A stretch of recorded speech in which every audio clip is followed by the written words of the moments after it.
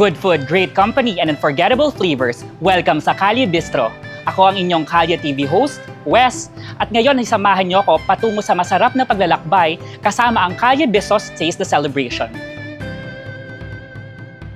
Mula sa comforting Filipino classics, sizzling Korean barbecue, refreshing drinks, at timeless Chinese favorites.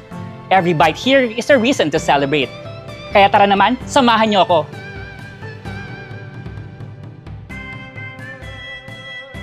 From steaming dim sum to comforting bowls of noodles, Chinese cuisine is always a classic choice for celebration. Kaya tara, let's eat here at Lingnam.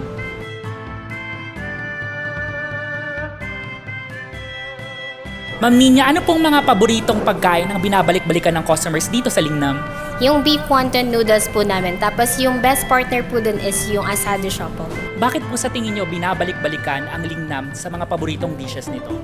Maybe siguro dahil hindi lang about sa food, service namin, kung paano namin i-welcome yung mga customer na parang pamilya lang din namin sila. Alam nyo ba na haliginan ng Chinese cuisine ang Lingnam simula pa nung pinatayo ito noong 1950 bilang isang noodle house. Isa sa kanilang mga bestseller ay ang kanilang OG beef wonton noodle soup. Kaya tara, tikman natin!